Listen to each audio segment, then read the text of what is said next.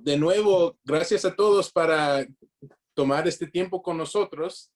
Y lo que vamos a compartir hoy son los principios básicos en cuanto a su planificación patrimonial, de protegiendo a su familia, de tener los documentos correctos para asegurar de que si algo le pasa, sus familiares o alguien de confianza va a poder manejar sus asuntos y hacer las decisiones necesarias en esos momentos de crisis, ¿no? Hemos visto en este año pasado bastantes cosas que han pasado que son graves y a veces nos espanta al saber que hay incendios y tormentas y lo que es la pandemia y varias cosas que afectan nuestras vidas, ¿no? Y al tener un plan correcto, eso nos ayuda a tener un poco más paz cuando esos momentos lleguen, porque sabemos que por lo menos hay un plan. Cuando no tenemos un plan, esos momentos se hacen aún más estresantes. Así que lo que vamos a conversar hoy son algunos principios básicos importantes que prácticamente cada familia necesita tener, y a veces dentro de la comunidad latina no hacemos la planificación para protegernos a nuestros queridos. Así que es información poco conocido dentro de esta comunidad y queremos compartir lo que podemos, no solamente para los que están escuchando, pero también porque ustedes van a conocer y tener personas conocidos que también necesitan esta información. Así que siempre me gusta empezar con una historia. El año pasado, en el tiempo de cuando empezó la pandemia, yo tengo un cliente que es un propietario de negocio.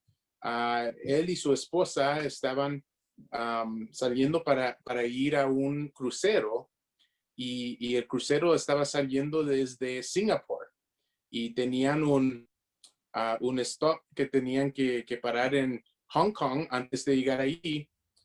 Y como el COVID, el coronavirus, había ya empezado en China, no le dejaron ir en el crucero porque habían parado en Hong Kong para llegar al crucero. Así que les tocaron regresar a los Estados Unidos. Bueno, pues un día después de regresar a los Estados Unidos, había un hombre de negocio que llegó a un evento en Singapur desde China, y era cuando el coronavirus empezó en ese país. Así que si él hubiera estado ahí un día después, no hubiera podido regresar a los Estados Unidos, hubiera estado estancado afuera del país, ¿no? Y como propietario de negocio, tenía varias cosas importantes que tenía que manejar, que tenía que hacer: pagar empleados, manejar cuentas, hacer decisiones importantes. Estaba a punto de vender su negocio, así varias cosas que estando afuera del país hubiera sido bien difícil para que él pudiera cumplir con todas esas cosas. Esa es la importancia de tener documentos correctos necesarios para cuando uno, aun si uno no fallece, pero tiene alguna emergencia así, para que uno pueda dejar a alguien encargado de poder hacer los cheques, de poder manejar las cuentas, de poder cuidar a los niños o lo que sea, lo importante. Así que estos documentos son muy útiles en esos momentos de crisis. Y los documentos básicos que prácticamente todos deberían de tener empiezan con lo que es un carta de poder financiero. El carta de poder financiero es un documento que empodera a alguien que puede hacer decisiones sobre sus bienes para manejar asuntos financieros y para manejar los bienes de ya sea la casa, las cuentas de banco, lo que sea, todas esas cosas importantes, necesarios, diarios, ¿verdad? Ese documento empodera a alguien que puede hacer esas cosas en su ausencia, en el caso de que uno no puede para sí mismo. Pero también es importante tener un documento parecido para las decisiones médicos. Cada estado lo llama algo diferente, ya sea un carta de poder médico o una directiva médica, o a veces lo llaman un directivo a los doctores, pero es un documento que, que nombra a la persona que puede hacer las decisiones necesarias en cuanto a su tratamiento médico y las decisiones necesarias para que pueda cuidar a su salud, ¿no? A veces pensamos que estas cosas son automáticos. Al ser casados o a tener un hijo o a tener un hermano o hermana, que esas decisiones se pueden hacer, pero no es automático. En realidad, hay pocas cosas aquí en los Estados Unidos que ocurren automáticamente por operación de ley, sino que aquí en los Estados Unidos todo se maneja por medio de documentos en escrito. Si uno no tiene el documento, no tiene el permiso, ¿verdad? Entonces, siempre comparto esta historia de mi hermana, porque ella estaba estudiando en su segundo año del colegio, de la universidad, y no estaba casada, no tenía hijos, no tenía bienes.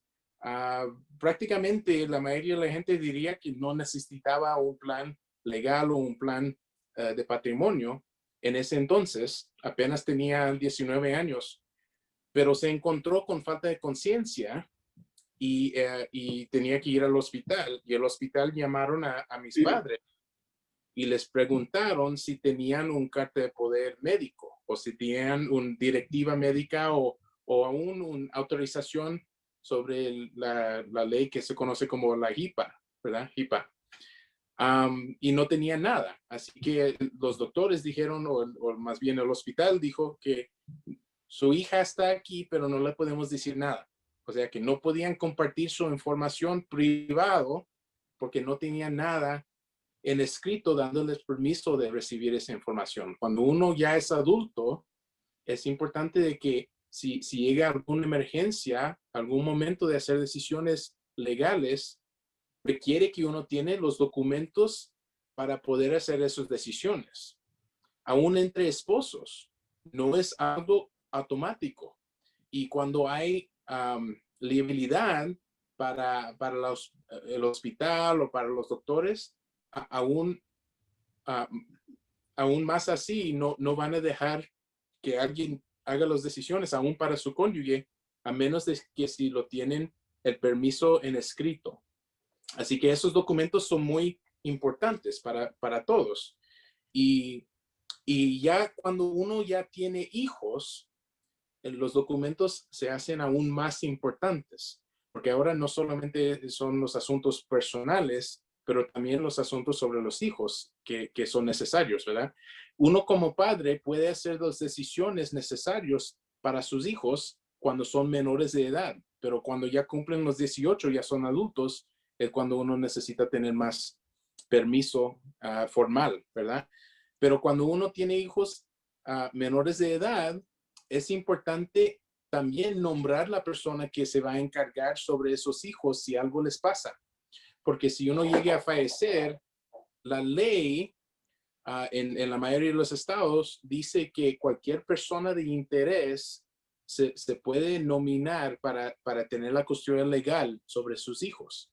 O sea que uno como padre, si no decide y lo pone en escrito, ya no tiene voz para decidir quién se va a encargar. Más bien, la corte va a decidir eso. Es importante que uno, si quiere tener ese voz, lo pone en escrito. Entonces, hemos tenido algunas historias graves, ¿no? Pero un ejemplo es una pareja que estaban de viaje en México por una semana de vacaciones. Dejaron sus hijos, que eran pequeños, con la abuelita. Y la abuelita les estaba cuidando por el fin de semana y iban a regresar. Y al regresar, chocaron con un camioneta y los dos fallecieron, ¿no? Así que la abuelita pensaba que ella había ayudado a criar los hijos desde cuando se nacieron, que ella era la más correcta para tener la custodia legal y se nombró con la corte para tener la custodia, para ser el guardián. Pero el juez no quería ponerle para tener la custodia. O sea, el juez dijo, pues no le podemos dejar que cuida a estos niños porque está viviendo sobre el seguro social, está viviendo en un apartamento de un cuarto, no puede cuidar a estos hijos, a estos niños, así que no se lo vamos a dar. En vez de que ella podía cuidarlos, tenían que entrar en el sistema de foster care, ¿no? Y en ese sistema estaban por 2 meses y medio, mientras la familia se juntaron y alguien se nominó para poder tener la custodia. Por fin, el juez dio la custodia a uno de los tías, y ese tía tenía un buen sueldo, tenía casa y todo, pero era soltera, nunca quería tener hijos, así que no era la opción correcta. Pero como los padres no habían puesto algo en escrito, no tenían, ya no tenían voz, ya no estaban ahí. Así que esas son las historias que surgen o que ocurren cuando no hay un plan. Cuando uno ya tiene hijos menores de edad, es el momento más importante de tener documentos para nominar la persona apropiada que cría o ayuda a criar sus hijos en su ausencia. Y eso se puede nominar por medio de lo que es un testamento. Así que los 3 documentos que hemos hablado ya son, primeramente, aquí lo voy a poner, el carta de poder financiero,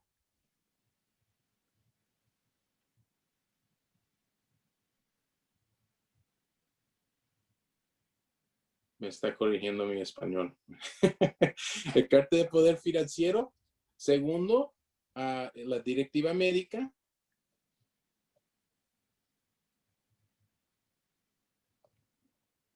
Y tercero, lo que es el testamento. El testamento le permite hacer 3 cosas.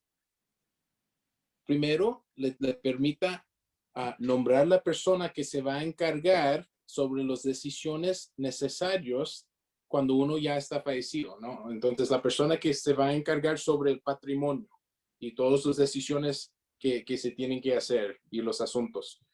Esa persona se conoce como un representante personal, y esa persona se va a encargar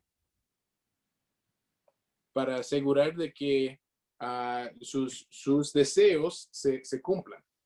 Segundo, en el testamento uno puede decidir cómo quiere dejar sus bienes. Así que si quiere dejar, por ejemplo, en partes iguales a los hijos, ahí lo deja escrito y eso se va a seguir. Y tercero, y en particular para las familias jóvenes, es aún más importante que cualquier otra parte, le permitan nombrar la persona que va a tener la custodia sobre sus hijos, ¿verdad? Y si uno no lo nombra, igual cualquier persona de interés se puede nominar para ese papel. Y a veces las personas de interés no son los que uno quiere, ¿verdad? Así que esos son los 3 propósitos de tener un testamento. Pero aquí en los Estados Unidos, el testamento no es el documento más común para la planificación sobre el patrimonio, sino que el documento más común es lo que se conoce como un fideicomiso o un living trust. El fideicomiso es diferente del testamento en dos maneras. Primero, es un documento viviente. O sea, el testamento es un documento que solamente surge sus efectos cuando uno llegue a fallecer, solamente cuando uno ya está muerto. Y cuando uno ya está muerto, la familia o alguien que está nombrado puede tomar ese documento y llevarlo a la corte por un proceso que se conoce como probate, o el proceso de la declaración del intestado. Y en ese proceso, la corte va a decidir cómo se va a distribuir y van a seguir lo que es escrito, lo que está escrito en el documento. Pero el fideicomiso le permita evitar ese proceso. O sea, no hay necesidad de ir a la corte, no hay necesidad de ir por medio del proceso del probate. Y uno evita todos los costos y el estrés y todo que conviene con ese proceso. Entonces, tenemos algunas personas aquí de California, de Florida, ¿verdad? Y en esos estados, el proceso del probate puede demorar bastante, puede demorar meses, años a veces. El promedio, en particular en el estado de California, es más de 1 año y medio para terminar un proceso del probate. También cuesta bastante porque en algunos estados solamente tienen lo que es el honorario de los abogados que le ayudan con el proceso por las horas que ellos toman para el caso. Pero en algunos estados, los honorarios o las tarifas para poder hacer el caso se basan en el valor del patrimonio. Así que si tiene una casa de $500,000, está pagando más de como unos $13,000, $15,000 en honorarios o en tarifas simplemente para ir por medio de ese proceso. Así que el fideicomiso es muy útil porque evita todos esos costos, la demora, evita también el estrés sobre la familia. Y cuando uno quiere, por ejemplo, contestar lo que decidió en su plan, al ya estar en la corte, es bien fácil contestar el plan, porque no tiene que gastar dinero, no tiene que hacer nada para poder contestarlo.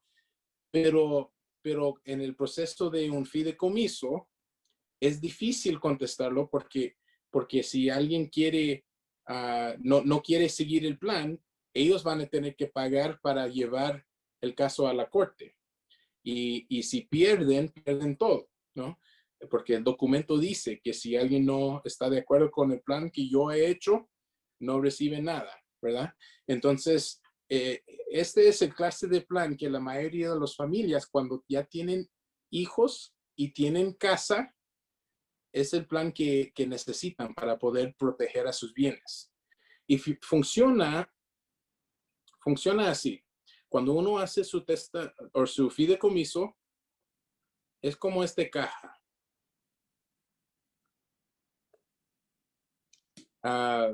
Uno va a nombrar la persona que se va a encargar sobre todo lo que está dentro de la caja, ¿no? Entonces llega a ser el fideicomiso y la persona que se encarga se llama un albacea.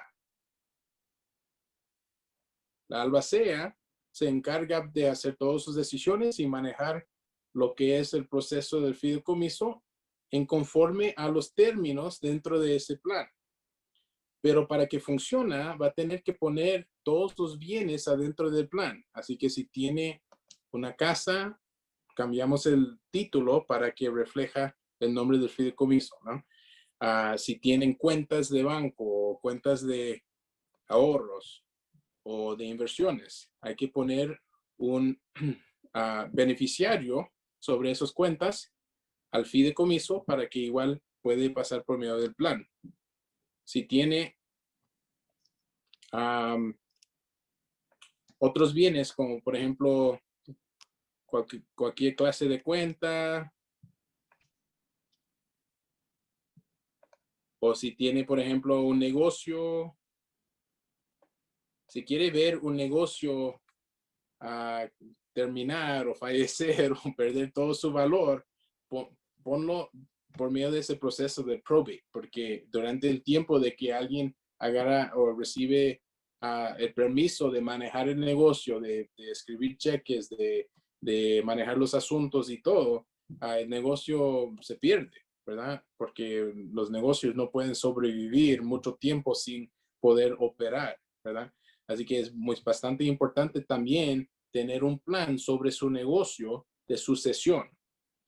El plan puede ser sencillo, puede ser tan sencillo de ponerlo dentro de su fideicomiso, de su living trust, o puede ser más complicado dependiendo si tiene socios o si tiene otros am, empleados que podían manejar el negocio en su ausencia y sobre todo el plan que va a ser más apropiado para que el negocio siga en su ausencia, ¿no?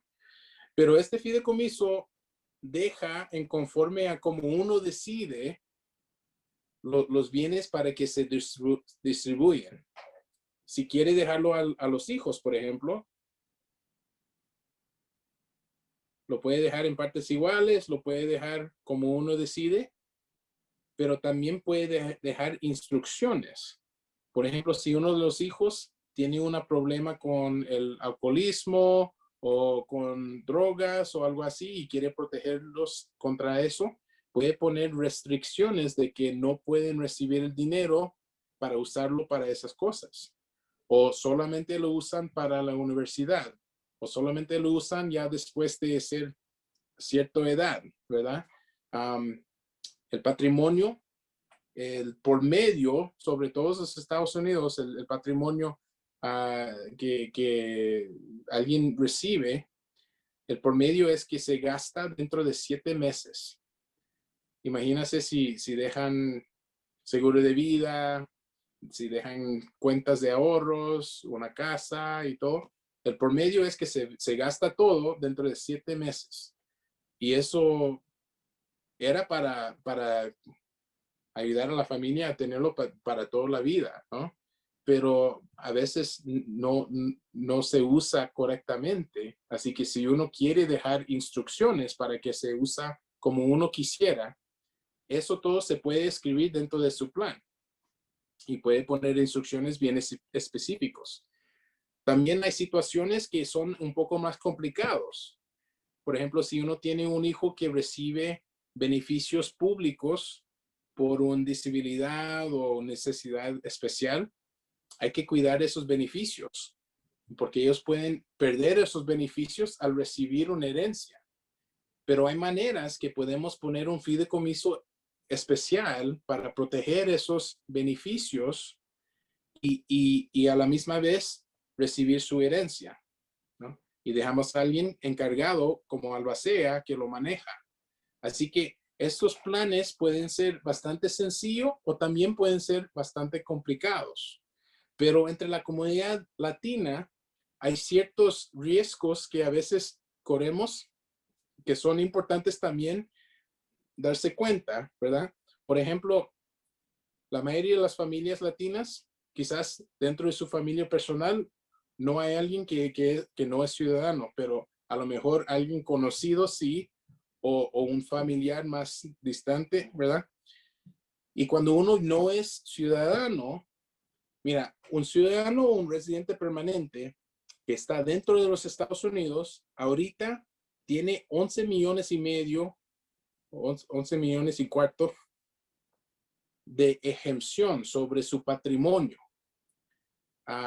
Significa que si uno fallece y no sobrepasa ese límite, no va a tener ningún impuestos sobre su patrimonio.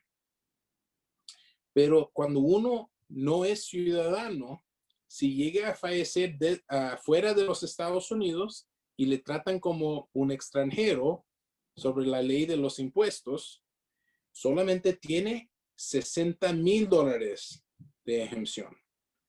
Imagínense la diferencia, ¿no? 11 millones, 60,000. Entonces, si uno está aquí en los Estados Unidos, aún como residente permanente, pero está de viaje afuera del país y llegan a fallecer afuera del país, le pueden tratar como un extranjero por propósitos de impuestos y solamente tiene $60,000 de ejecución. Así que eso también es algo importante planificar, porque si su cónyuge, por ejemplo, es ciudadano y usted no, eso va a afectar al que recibe, ¿no?, los bienes que uno deja. Entre cónyuges hay un clase de plan que podemos evitar esos impuestos y también podemos posponer cualquier impuesto que surgen hasta que el segundo llegue a fallecer, y si fallecen dentro de los Estados Unidos van a tener una ejecución mayor y no va a haber ningún impuesto. Así que hay planes que ayudan con eso. También si tienen el riesgo de deportación, por ejemplo. Mira, hay todo un cuerpo de ley que es la ley del extranjero dentro de los Estados Unidos. Todos hablan de lo que es la ley de inmigración, pero la ley de inmigración solamente se trata de cuando del movimiento de la gente, ¿no? Cuando uno entra al país y cuando se va del país y las reglas sobre eso. Pero la ley del extranjero es la ley que gobierna sus derechos ya estando aquí. No importa qué es su estatus legal, estando en los Estados Unidos, tienen ciertos derechos. Eso incluye que uno puede entrar en contratos. Eso incluye que si entra en contratos, esos contratos tienen que ser honrados, ¿no? Incluye el poder de hacer su propio negocio y ciertas cosas así. Así que nada le impide, no importa su estatus legal, de poder hacer un plan testamentario, de hacer su testamento o su fideicomiso o su carta de poder. Y si están al riesgo de deportación, eso es aún más importante, porque al irse del país, a lo mejor dejan también bienes de valor, ¿no? Ya sea sus hijos, a veces dejan sus hijos en los Estados Unidos con un familiar que les va a crear, lo que sea, pero lo primero que va a pedir a la escuela, si deja a sus hijos con la abuelita o con la tía o con cualquier persona, lo primero que la escuela va a pedir es que alguien tenga la custodia legal. Y al recibir la custodia legal de la corte, usualmente casi siempre van a terminar los derechos de los padres. Entonces, imagínense si dejan los hijos aquí, dentro de 5 años, deciden que los hijos van a reunirse con ustedes en otro país y la abuelita cambió de opinión y dice, pues ya estoy cómoda aquí con ellos y no quieren ir. ¿Quién tiene el derecho de hacer esa decisión? La persona que tiene la custodia legal. Y como la abuelita lo recibió, entonces ella tiene todo el poder. Los padres han perdido sus derechos. Pero al nombrar a alguien a recibir la custodia, al nombrarlo, uno también lo puede revocar. Así que no pierde el control. Y hay documentos bien sencillos que se pueden hacer para evitar ese problema. Ahorita hemos visto en los años pasados aún situaciones en el proceso de deportación, de encarcelación o de otros problemas, de que niños están separados de su familia y no se pueden reunirse de nuevo, ¿verdad? Porque el gobierno no es tan bueno a encontrar las familias y reunirlos. Así que en vez de, y ahorita cuando están en ese proceso, le están pidiendo a familias que firman o para decidir de que toman sus hijos y llevan sus hijos con ellos y para ser encarcelados o para dejarlos en el sistema de foster care, en la cual quizás nunca se los vean de nuevo, ¿verdad? Entonces, estos documentos le protejan contra eso y son documentos adicionales que se pueden añadir a su plan testamentario. Así que hay varias cosas de considerar y lo último que voy a compartir y luego lo vamos a abrir para preguntas, por si acaso tienen preguntas, es lo que es planificación internacional. Hemos ayudado cuando alguien fallece, a veces hay bienes en otros países y esos bienes también se tienen que tener un plan porque estando aquí en los Estados Unidos hemos tenido clientes que no hacen su plan para proteger esos bienes y a veces los hijos no conocen la ley de Colombia o la ley de Venezuela o la ley de El Salvador o lo que sea, ¿verdad?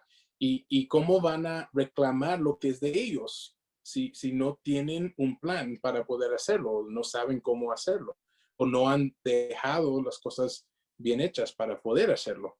Uno de nuestros clientes era del Distrito Federal de México y tenía una propiedad en el mero centro de la ciudad. Pero como lo habían heredado de sus padres, los dos padres fallecieron, lo dejaron a ella y ella nunca lo cambió de título, dejó que su tío siguiera viviendo ahí. Ya después de 9 años, el tío sigue viviendo ahí. Y el tío en México, cuando uno vive ahí por cierto tiempo, puede pedir de que el título se cambie a ellos, porque ellos han cuidado a la propiedad, han vivido ahí, han tenido todo el posesión y todo. Así que es lo que hizo el tío. Y él recibió la propiedad legalmente y ella tenía la intención de ir y arreglar la situación. Pero si ella llegue a fallecer, los hijos no van a poder ejercer sus derechos legales de ella porque no van a saber cómo y no van a tener papeleo y no van a tener conocimiento y todo. Así que esas cosas son importantes de hacer parte de su plan. Y a veces algunos estados o algunos países conocen los documentos estadounidenses, pero en otros países no. Así que cada país es diferente, pero nosotros podemos ayudar también a orientarles en cuanto a lo que fuera necesario para cada país. Nosotros somos un red de abogados que tenemos abogados sobre todos los Estados Unidos y para terminar, nomás les quiero invitar, si tienen preguntas personales o quieren hacer una consulta, como han sido recomendados y invitados por alguien de confianza, van a recibir una consultación gratuita. O sea, no hay costo si nos llaman, ¿verdad? Voy a poner aquí en el chat nuestra información para que nos puedan contactar si quieren tener una consulta, pero más bien comunícase con la persona que les invitó para que ellos le pueden orientar y pueden poner una cita para la consulta. Y con eso vamos a terminar la grabación y vamos a dejarlo por si acaso alguien tiene preguntas.